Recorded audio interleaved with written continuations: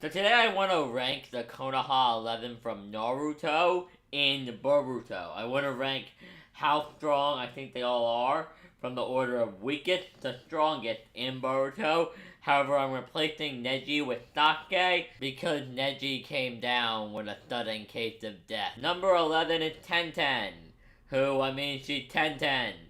She got off-screened by Tamari in part 1, fought a clone of herself, then got the weapons of the Sage of the Sith Path and did nothing with them. And then she opened up a weapon shop and became irrelevant. Next up, right under Tenten is number 10, Shino Aburame. Now, before you all come at me, when Shino was introduced, he was really cool and presented as a badass, and his bugs were pretty cool. But honestly, after tuning his hand, he never did anything. Now, unlike Tenten, he's no pushover.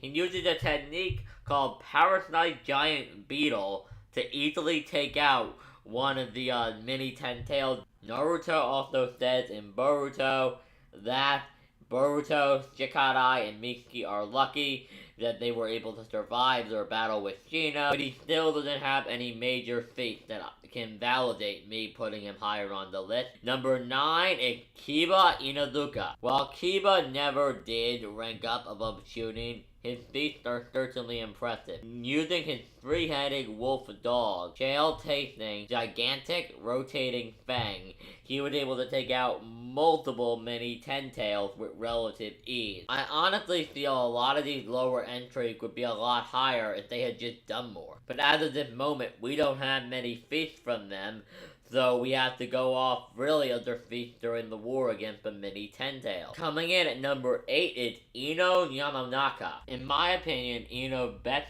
feat was that she was able to hold Obito under mind transfer with the aid of a Byakugan for 2 whole seconds. Mind you, this is Obito, who could probably take out all 5 Kage if he wanted to. Considering this is Obito, this is a pretty impressive feat, and that is really the reason I put her at 9. I don't think anybody else on this list would have been able to affect Obito in any remote way. Number 7 is where things begin getting a little controversial. Hinata Hyuga. I want to take a moment to remind everybody that Hinata has retired as a shinobi since the 4th Great Ninja War and is no longer active, and she is pretty much just Boruto's mom and a housewife to Naruto at this point in the series. And considering we know Naruto is rusty and he still goes out and fights and does things actively as a ninja every once in a while, even if it's as simple as training other ninja, I would assume Hinata is pretty rusty. The reason I actually put her so high on this list is because Gentle Lion Fist is pretty OP. It actually drains her opponents of their chakra while she's hitting them, and she could theoretically aim for chakra points, so she could take out chakra points and drain your chakra at the same time.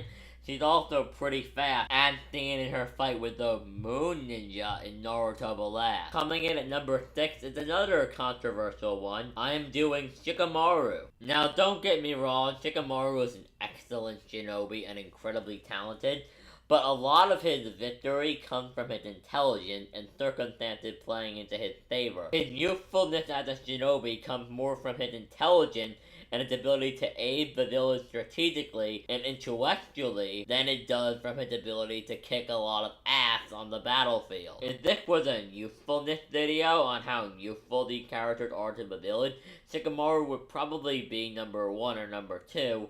However, this is a power scaling list, ranking them in terms of power, and I honestly think I may have put him a little too high. So next, I'm going to be talking about number 5, Choji Akamichi. Choji is able to grow to a size equal to that of the Ghetto Mob though, and actually was able to land a hit on it.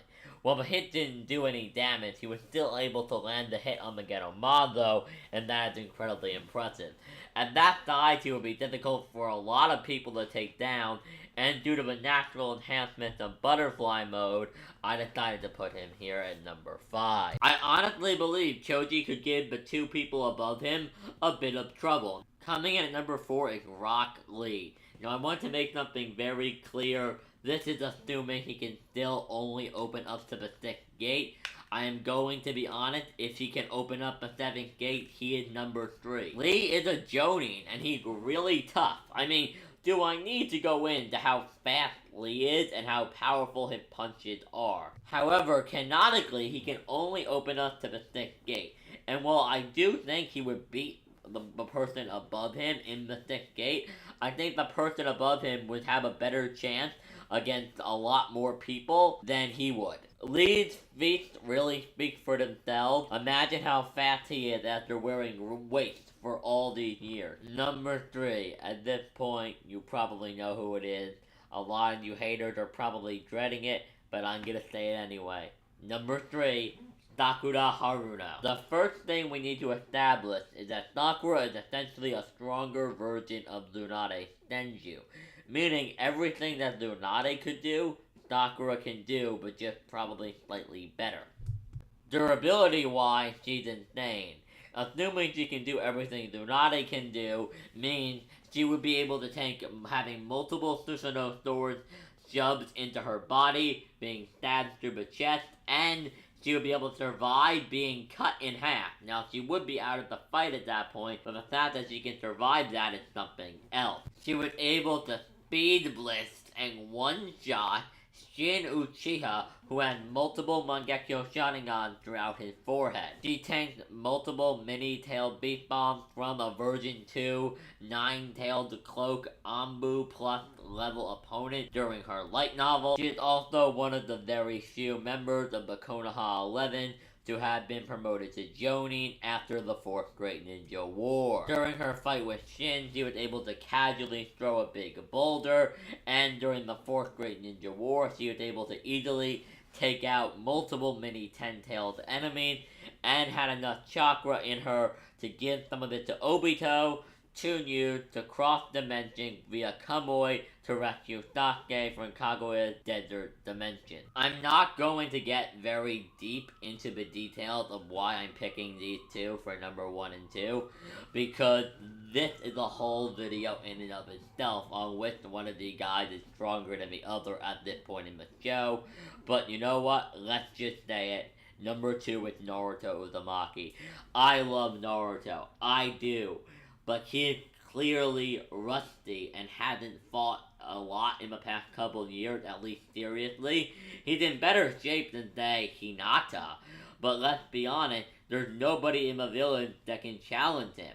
To get a real workout, he probably needs to lower himself into just straight up base or save mode. So I'm not even going to beat around the bush. Sasuke is number 1. I mean, what is there to say? He's been traveling around the world investigating the Kaguya stuff, and there's literally no reason to believe he gotten any weaker. Like, there's no implication that he gotten rusty, and considering him and Naruto were equal at the end of Naruto getting weaker and him staying the same means Naruto would be less than equal to him. They used to be equal, Naruto got weaker. Sasuke didn't, so Sasuke's stronger. I don't really think is that hard to figure out. But yeah, this was me ranking the Konoha 11. I want to make it clear that I was just talking how strong these characters are and who they could probably beat. There are definitely characters on here that would beat the characters above them due to special circumstances in Jitsu and difference in fighting styles. Like, even though there's a drastic difference between their positions on this list, I do think Sakura versus Hinata is a debatable fight. I simply think Sakura overall is a stronger, more powerful shinobi than Hinata, but due to the circumstances of the battle, that would be very different because Sakura would be going up against the Byakugan. Naruto is a very circumstantial series, and it really depends on who you're fighting sometimes. So yeah, I'm by no means saying this is them in order of weakest to strongest, I'm simply ranking them.